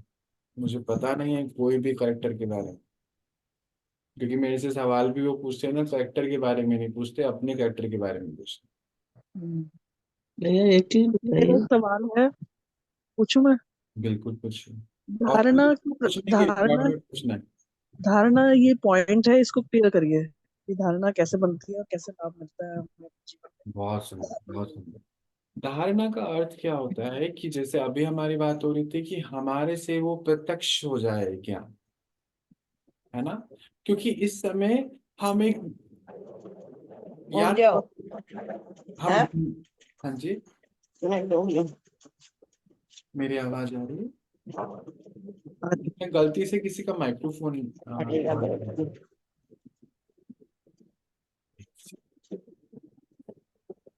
हम्म। अभी हम एक भिंडी भी लेने जाते हैं या एक मिठाई लेने जाते हैं, जो भी कितने की भी होती है मुझे नहीं पता, उसको भी हम टेस्ट करते हैं, ऐसे नहीं। भिंडी को भी हम ऐसे चेक करते हैं, लौकी को भी कुछ चेकिंग होती है, पता नहीं। जब एक कुछ साधारण सी सब्जियां या मिठाइयाँ या कुछ भी हम सैंपल लेते हैं, नेचुरली इस समय आत्माओं के स्वयं के ऊपर भी विश्वास उठ चुका है। हर जगह धन के लिए बहुत कुछ हो रहा। मेरा जन्म स्थल तो हरिद्वार है। मैंने देखा कि वहां पे अगर आपको मंदिर भी जाना है और मंदिर में लाइन लगी हुई है, आप चंद पैसे दे दीजिए, आपको सबसे आगे ले जाएंगे। तो उन आत्माओं का अब भगवान के प्रति वैसे भी विश्वास खत्म हो चुका। उस बीच में भगवत गीता हमको एक लक्ष्य देती है कि तुम बच्चों को आत्माओं के अंदर ये विश्वास जागृत करना है कि भगवान है। धारणा का अर्थ ही है कि जो जो हमें सुन रहे हैं उसके स्वरूप बन करके अपनी सेवा कर विश्व की सेवा करनी है, इसको धारणा कहते हैं। धारणा का अर्थ है कि परमात्मा बताते हैं ये विश्व रूपी परिवार में तुम सब एक दूसरे के संग ऐसे खेलते हुए यहाँ पे रहो, जिसका मुखिया मैं परमात्मा हूं, तुम सब बच्चे मेरे संतान हो, तुम सब एक समान हो क्योंकि सब आत्मा हो। तुम्हारी मृत्यु होती नहीं है, शरीर छूटता है, वैसे भी तो अपने कपड़े चेंज करते हो। तो ऐसे इस शरीर रूपी कॉस्ट्यूम को चेंज कर, चोले को चेंज करके दूसरा धारण कर। इसका अर्थ क्या हुआ, धारणा का अर्थ क्या हुआ, जो जो एक एक महावाक्य भगवत गीता का है, ज्ञान का है, उसके स्वरूप हम हो जाएं, हमसे प्रत्यक्ष हो, इसको धारणा कहते हैं। धारणा करने का अर्थ क्या है, जैसे अभी हम सुन रहे थे कि हमारी कर्म इंद्रियों से वो नजर आना शुरू हो जाए, प्रत्यक्ष हो जाए, ज्ञान कर्म इंद्रियों तक पहुंच जाए। तो हम सबने ये बात तो सुनी है, पर कर्म इंद्रियों तक पहुंचने का अर्थ क्या हुआ? क्या हाथ ज्ञान को सुन के करेगा? बिल्कुल नहीं। मैं आत्मा इन कर्म इंद्रियों द्वारा ज्ञान को ग्रहण कर रही हूँ, पी रही हूँ, खा रही हूँ। इनके द्वारा प्रत्यक्ष होने का अर्थ क्या है, धारणा में आने का अर्थ क्या है, कि हम जो सुन रहे हैं सतो प्रधान बनना, यानी कि ज्ञान स्वरूप होना, यानी कि आनंदमय अवस्था में रहना, सुख शांति की स्थिति में रहना, प्रेम सबको देना, सबको सुख देना, शांति देना, पवित्र बनकर पवित्रता देना, शक्ति स्वरूप में रहना, ये हमारे ही हर कर्म, हमारे आचरण, हमारे शब्द से प्रत्यक्ष हो जाए, इसको धारणा कहते हैं। कि धारणा होगी कैसे? इस समय आत्माएं अपनी स्थिति से थोड़ी सी कमजोर हो चुकी हैं, थोड़ी नहीं बहुत हो चुकी हैं। क्यों? क्योंकि जन्म मरण के चक्कर में आते आते हुए हम कमजोर हो चुके हैं, बहुत ज्यादा कमजोर हो चुके हैं, और अब हमारे अंदर शक्ति नहीं बची है अपने अंदर परिवर्तन लाने की। तो परिवर्तन लाने के लिए हमें एक स्टेप पूरा पक्का करना पड़ेगा। बीच वाला जो स्टेप है ये है ज्ञान सुनना, ज्ञान सुनना और धारणा में आना। उसके बीच में एक स्टेप है और वो है योग ध्यान। ज्ञान ध्यान धारणा सेवा। योग ध्यान, ध्यान का अर्थ है कि जब हम परमात्मा के संग बैठ अपने अंदर की कमी कमजोरियों को निकालें और उनसे शक्ति ले, उस कमी कमजोरियों को खत्म करें, यानी कि जब वापस कर्म क्षेत्र पे आए तो अपने अंदर चेकिंग करें कि मुझे ये काम नहीं करना है, ये गलत है, ये अलर्टनेस में रहें, अटेंशन में रहें। तो टेंशन में नहीं आएंगे, टेंशन के आगे ए जोड़े अटेंशन ले आए अपने अंदर कि ये कर्म मुझे एक्टर को नहीं करना। क्योंकि जो हद का ड्रामा होता है उसमें भी वो तैयारियां करते हैं, रिहर्सल करते हैं। हाँ, आई एम श्योर आपने कोई ना कोई मूवी की मेकिंग देखी होगी, मुझे तो ध्यान में नहीं आता। पर जितने बहुत सारे एक्टर्स से या सिंगर्स से जब मेरी बात होती है वो अक्सर ये बात बताते हैं कि कोई कोई समय हमें ऐसा होता है कि 20-20 रीटेक करने होते हैं, जिसको आप 40 सेकंड में एक सीन को आपके आगे से चले जाता है, हमें उसको करने में कभी कभी 1 महीना लग जाता है। Can you imagine? 40 सेकेंड के सीन को शूट करने में एक्यूरेटली उस एक्टर को 1 महीने 8-8 घंटे की रिहर्सल लगती है। एक हमारे भाई हैं जो गाना गाते हैं, सिंगर हैं, 4 मिनट का गाना जिसको हम रिजेक्ट कर देते हैं या बहुत अच्छा बना लेते हैं, उसको तैयार करने में 6 महीने लग जाते हैं। रियाज करना, एक्यूरेटली सुर को बिठाना, फिर वहां से उसको डब करना, बहुत काम हो जाता है। तो बाबा ने कहा कि बच्चे, जब हद के एक्टर अपने बस एक एक जन्म के लिए, चंद पैसों के लिए, चंद चंद फेम के लिए इतनी मेहनत कर सकते हैं, तुम्हारा तो फिर बेहद का कार्य है। 5,000 साल का पूरा भाग्य बन रहा है, 84 जन्म की गाथा भाग्य लिखने जा रहे हो, क्या थोड़ी सी तैयारी रिहर्सल नहीं कर सकते हो? रिहर्सल का अर्थ ही है कि जब हम ध्यान में बैठ अपनी आप की प्री प्लानिंग करें कि मुझे जब एक्ट में आ जाना है तो किस तरीके से अपने आप को चलाना, कैसे चलाना। मैं आत्मा ज्ञान से अपनी कर्म इंद्रियों को चलाऊं या अज्ञानता से तो चल ही रहे थे बेहोशी में। होश में आना ही धारणा होती है। बेहोशी में तो इस समय हम सभी हैं, होश में, यानी कि डायनामिक होना चाहिए, आत्मिक स्थिति होनी चाहिए। मैं आत्मा, सब आत्मा, सब आत्मा है, एक समान दृष्टि हो। ये अवस्था धीरे धीरे धीरे बनेगी। जैसे उन्होंने बोला 40 सेकेंड का सीन शूट करने में 1 महीना 2 महीने लग जाता है। 1 महीना शूटिंग में नहीं जाता, तैयारियों में जाता, रिहर्सल में जाता। तो ये है धारणा के ऊपर छोटा सा। किसी का माइक्रोफोन ऑन है, एक बार चेक करिए जरा, पीछे से बैकग्राउंड में आवाजें आ रही हैं।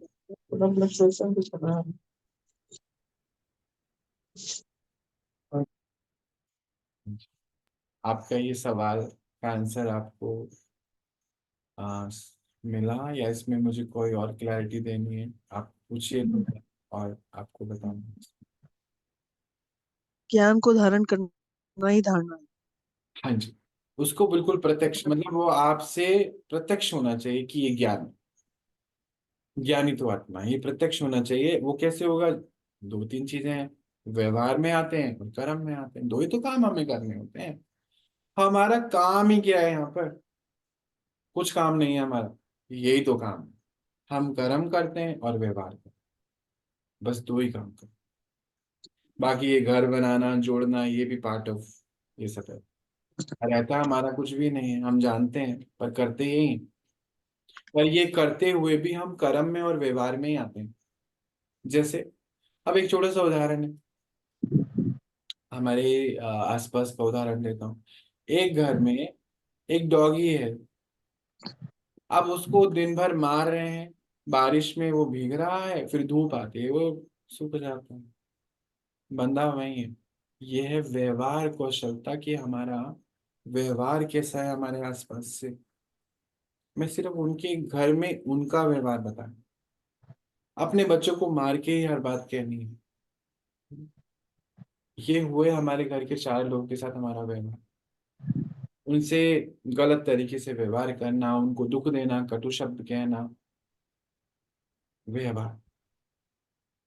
कर्म करना, सामान गंदा पड़ा है, घर गंदा पड़ा है, बिखरा हुआ है, खुद गंदे पड़े हैं, अपने कम उनके कम सो के उठते हैं तो अपनी जो टॉप शीट है या चादर या खेस या कंबल जो भी ओढ़ते हैं वो भी एक्यूरेटली जगह पे नहीं रखा हुआ है। यह है कर्म कुशलता। किचन में जाओ तो किचन गंदी स्मेल आ रही है पूरे घर से। यह है करना क्या है हमें, ये तो करना है स्वच्छता, यानी कि पवित्रता हमारा गुण है। देवी देवताओं, हमारा आचरण स्वच्छ, बुद्धि स्वच्छ, हमारी दृष्टि और वृत्ति स्वच्छ। ये है धारणा। पवित्रता जब हमारे आचरण से, हमारे कर्मों से प्रत्यक्ष हो जाए, ये है स्वच्छता, पवित्रता। शांति हमारे कर्मों में आ जाए, चल रहे हैं तो बहुत शांत स्वरूप, आवाज भी नहीं आनी चाहिए चप्पल की, कईयों की चप्पल की भी खिश खिश खिश आवाज आती है, मतलब शांति प्रत्यक्षता में नहीं आई है। दरवाजा बंद करेंगे तो, बर्तन रखेंगे तो, कपड़े उतार के रखेंगे तो, यानी कि शांति प्रत्यक्षता में आई नहीं। हमारा इस जीवन में कुछ भी नहीं है, प्रत्यक्षता में कैसे आएगा? जब हम मनी कॉन्शियसनेस से हटेंगे, रूल कॉन्शियसनेस से हटेंगे, मैं और तेरे से हटेंगे, तेरा और मेरे से हट जाएंगे, मेरा मेरे से हट जाएंगे, तो ये कॉन्शियसनेस में आ गया, यानी कि धारणा में होंगे। हम धन के पीछे भागेंगे नहीं, भागना है ही नहीं, क्योंकि फायदा भी नहीं है, क्योंकि ये धन तो यहीं छोड़ के जाना है हमें। हम ज्ञान रूपी धन को अर्जित करेंगे, यानी कि प्योरली मनी कॉन्शियसनेस से हम सोल कॉन्शियसनेस में आएंगे। मेरा बेटा, मेरी बहू, मेरे बच्चा, मेरी बेटी, मेरा दामाद, मेरा पोता पोती से किनारे, मैं आत्मा, ये भी सब आत्मा है, अपने अपने रोल अनुसार आए हैं। फिलहाल का रोल मेरा जरूर है, मेरा बहू बेटे का, या मैं इनकी माँ या बाप या पिता, जो भी, परंतु मैं आत्मा हूँ, ये भी एक आत्मा है, और हम सीखने आए हैं। और जब हम अपने घर का माहौल एक इंस्टीट्यूशन जैसा बना देंगे, ये मेरा घर नहीं, उस परमपिता परमात्मा का घर है, मैं तो बस यहाँ कितने दिन हूं मुझको भी नहीं पता है, ये शरीर भी मेरा नहीं है। ये है धारणा, और इस धारणा के स्वरूप बनकर सारे जीवन को लेके जाना, ये है वो सैंपल को बनना जो परमात्मा हमसे चाहते हैं। क्योंकि इस समय हम बर्फी का 200-400 रुपए की आती है, मुझे रेट नहीं पता, उसको भी टेस्ट करे बगैर लेते हैं। भिंडी को भी नहीं ऐसे तोड़ के देखते हैं, उस बेचारे की भी एक भिंडी का नुकसान करते हैं, जिसको हम कहते भी हैं कि वो कितना गरीब है। उसकी 2 भिंडियां भी तोड़ते हैं। सोचिए, दिन भर में 100 लोगों ने 100 भिंडी तो ऐसे ही तोड़ के देख ली, और टूटी हुई भिंडी को लेते भी नहीं। तो वो परमात्मा इस धरा पर प्रत्यक्ष कैसे होगा? क्योंकि वो मूर्तियों में तो है नहीं, हम सब जानते हैं, इतना तो हम जान चुके हैं, हमारे कर्मों से, हमारे व्यवहार से, ड्रामा प्लान अनुसार जिसके भी संबंध संपर्क में आए, वो परमात्मा के संबंध में आ जाए, यह है धारणा। और इसको करने के लिए ध्यान का स्टेप बड़ा पक्का करना है। क्योंकि शक्ति नहीं आएगी तो हम परिवर्तन अपने अंदर से ला नहीं सकते हैं। योग बाबा के साथ ही। योग, एक समान अवस्था, यानी कि मेरी और उसकी अवस्था एक समान हो जाए, ये है चौथा। सेवा से आएगा, वो सेवा करने से।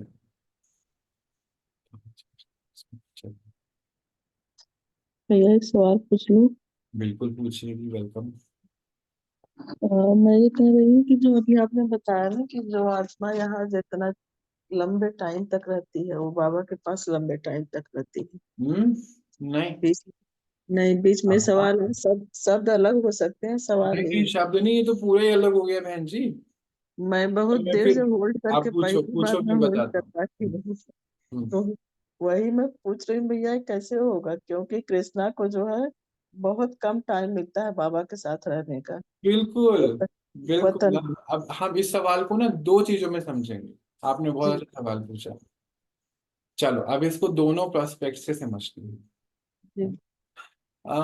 ये सवाल एक्चुअली ऐसा है कि जो आत्मा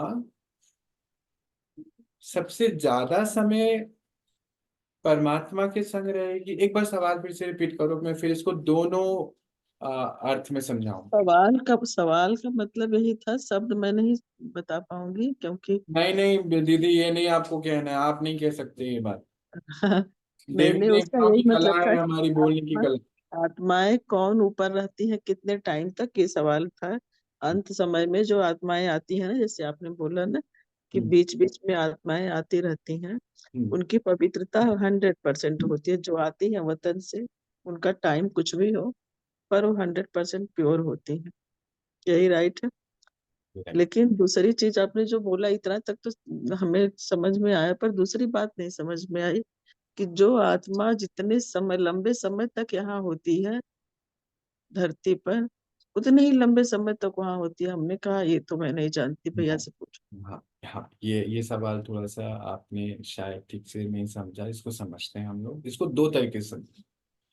जिन जी आत्माओं के मेजॉर मैक्सिमम यानी कि 84 जन्म है, वो इस जी। समय धरा पर सबसे ज्यादा समय परमात्मा के साथ होती है।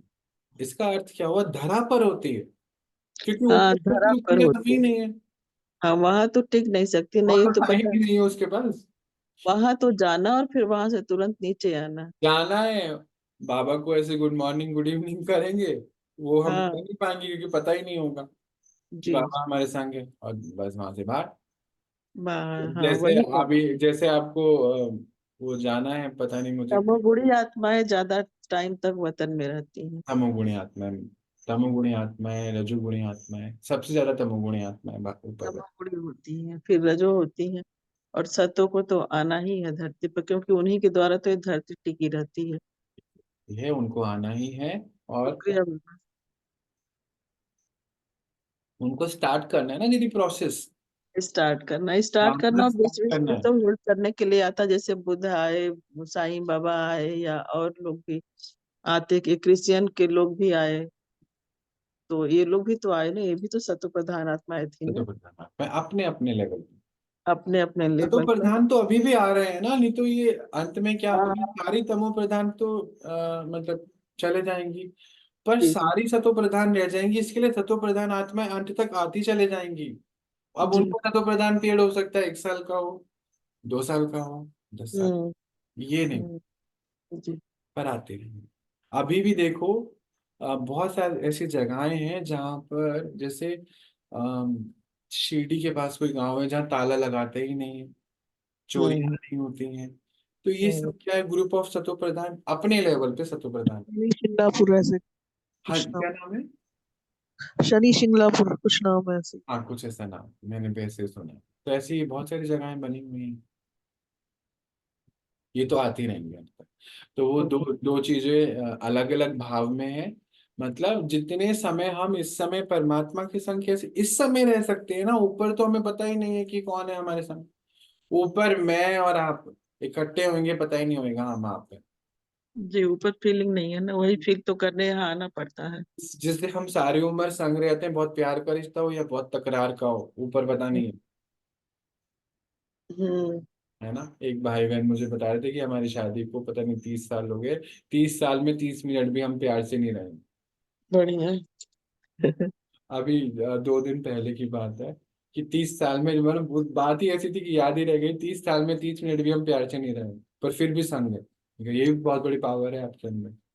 हाँ, नहीं, आज की डेट में पावर है, ये शक्ति है। पावर है कह रहे पावर। कि हम सतो प्रधान नहीं है, मैंने कहा देखो अभी एक मैं आपको निकाल के दे सकता हूँ। उन्होंने कहते क्या, मैंने कहा आपके अंदर शक्ति है, तभी 30 साल से 30 मिनट संग प्यार से ना रहते हुए भी संग हो। हाँ संग रहने की शक्ति है ना। कह रहे भैया आप ऐसे भी ना, अब आपने ऐसे बोल दिया। मैंने कहा यानी कि एक गुण तो है, बाकी अपने आप आ जाएंगे, तैयारी करो। ये गुण तो है ना कि हमने साथ नहीं छोड़ा एक दूसरे को। सबसे बड़ा गुण है ये। नहीं तो आज तो साथ एक सेकंड में छोड़ देते हैं। हम्म।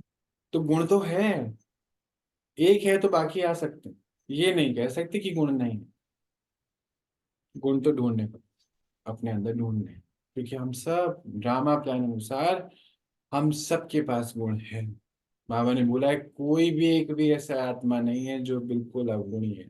100 वैसे भी कहते हैं साधारणता, अरे 100 उसके अंदर कमियां हैं, एक तो खासियत होगी ना, उस खासियत को देखो, ऐसा तो हम साधारण रूप में भी कहते हैं। उसे एक खासियत को ढूंढकर बाकी जो गुण है अपने अंदर इमर्ज करते चले। अच्छा, आज क्या लेके जा रहे हैं, अभी आ गया हमारा इम्पोर्टेंट पॉइंट। ये सबसे, ये इस पूरे सेशन का सार बताने का समय आ जाता है कि हम क्या लेके जा रहे हैं, हम आज कितने जागरूक हैं और क्या लेके जा रहे हैं। चलिए, अगर इच्छा है तो शेयर कीजिए। सब चले गए क्या? ओम शांति भैया। ये भैया नहीं है। आज हाँ जी, पूजा आप बोलिए पहले। भैया आज का सेशन में जैसे भागवत के बारे में चर्चा हुआ, तो मैं बस छोटा कुछ बोलना चाहती हूँ प्लीज। कि बहुत लोग हैं जो कहते हैं कि हमें भागवत क्यों पढ़ना चाहिए, क्यों जानना चाहिए उसके बारे में, क्योंकि बड़े बड़े ऋषि महात्माओं ने लिखा तो कुछ सोच के ही लिखा होगा।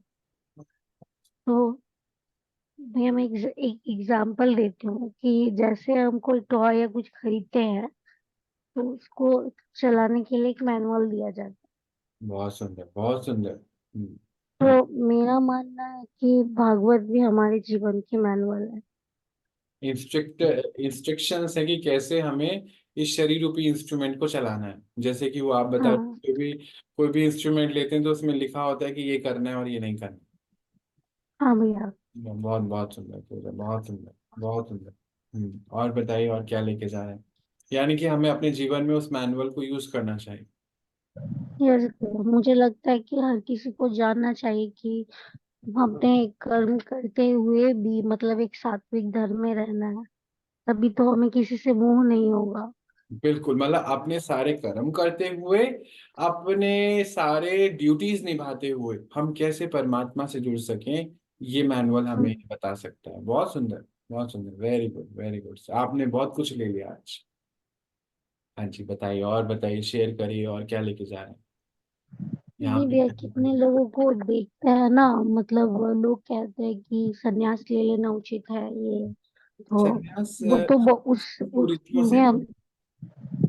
मेरा मानना है क्या, जो संन्यास लेते हैं तो वो तो कभी भी सांसारिक होने का महसूस ही नहीं कर पाते कि बहुत वो, सुंदर, बहुत सुंदर। तो मेरा मानना है भैया कि संसार में रह के भी सन्यासी के भांति जीवन जीना वो सबसे उत्तम होता है, अपने सारे कर्तव्य को करते हुए भी अपने जीवन को एक उचित दिशा देना भैया। परमात्मा की तरफ से आपके लिए क्या भेजूं ये बताइए। दुआएं तो मेरे दिल से निकलती जा रही हैं आपके लिए। बहुत सुंदर। यही हमारा लक्ष्य भी, कि सबके बीच रहते हुए सारी कुरीतियां, सारी गंदगी से संन्यास लें। अपने परिवार से नहीं। बाबा जी हमें भैया। राजयोग सिखाने आते हैं, भगवत गीता राजयोग सिखा रही है। राजयोग का अर्थ ही है जुड़ाव, योग मतलब जोड़ना। वो कहते हैं मुझसे जुड़ के मैं तुमको सबसे जोड़ देता हूँ। तुम ऐसा क्यों सोच रहे हो कि सबसे अलग होके ही मुझे पा सकते हो?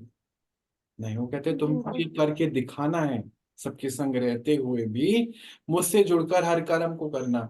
इसी को तो योग कहा जाता है। और योग के लिए संन्यास की जरूरत नहीं है। योग के लिए आपको सब कुरीतियां, कलयुग से संन्यास लेना बस। और हम तो बेहद के सन्यासी हैं। वो तो हद के है ना, एक जन्म का सन्यास करते हैं, हमने तो बेहद का सन्यास कर लिया है। हर सेकंड का सन्यास है हमारा। हाँ भैया। वेरी गुड, बहुत सुंदर। आज पूजा ने तो पूरा लक्ष्य ही हमारा रिवाइज करा दिया। बहुत सुंदर। और बताइए, और बताइए। भगवत भगवत गीता में ये भी बताया गया है कि हमारे यानी कि हम जो कोई नौकरी करते हैं, कुछ करते हैं, बिजनेस करते हो, अगर हम उसको ईमानदारी से करें तो ये भी भगवत ज्ञान की तरफ है। बहुत सुंदर। मतलब आपने क्या हर बात है। कर्म को, जो भी हम कर्म करें, भले हम जूते भी पॉलिश करें, भले हम सफाई भी करें, जो भी कर्म हमें मिला है ड्रामा प्लान अनुसार, उसको ईमानदारी से करना, ये भगवत गीता एक लक्ष्य देती है। बहुत सुंदर बात। यानी कि कर्म कौशलता की बात आप कर रहे हैं। बहुत उसमें सुंदर। उदाहरण जो जो नाना ने पूछा था ना कि वो उस पे क्यों लेटे, तो उन्होंने बताया कि एक आदमी जो कि ब्रह्मचारी था, सख्त था, सारे भगवान की पूजा करता, सब कुछ करता, उसको भी सजा मिली। क्यों मिली? उसने एक कर्म गलत किया था। उसने पूछा कृष्ण भगवान से कि मैंने 100 साल का अपना जीवन पीछे का देख लिया है, मुझे मेरे कोई पाप नजर नहीं आता, जिसकी वजह से मुझे यहाँ लेटना पड़ा। तो कृष्ण भगवान जी कहते हैं कि देखो तुम और पीछे जाओ। जब तुम युवा थे, शिकार पे जाते थे, तो तीर से किसी मारते का थे जानवरों को, शिकार, हाँ किसी का शिकार। वो कांटों में भी लेटते थे। तो वो सजा कहाँ जाएगी? वो मतलब कि उसमें समझाने का मतलब ये है कि इंसान कोई भी हो, चाहे कितने सत हो, कितने साधु हो, कितने सब कुछ हो, लेकिन सबको अगर उसने सजाएं गलत कर्म यही किए तो भोगनी होगी। बिल्कुल। यहाँ भोगने पड़ेंगे उसको। बिल्कुल बहुत सुंदर बात है, ये तो करेक्ट बात है कि सजाएं तो भोग के ही जाना। वो तो हम देख भी रहे हैं ना, बाहर सजाएं तो चल रही हैं, पनिशमेंट ही तो चल रहा है इसमें। जो पनिशमेंट हमें मिलता है वो हमारे कर्म के अनुसार मिलता है। कोई अच्छा हमें नहीं बुरा दे कोई सकता, हमारे खुद के कर्म ही हमें पनिशमेंट दे। बहुत सुंदर। भी। चलिए बहुत सुंदर। और क्या लेके जा रहे हैं, यहाँ पे क्या लेके जा रहे हैं सभी?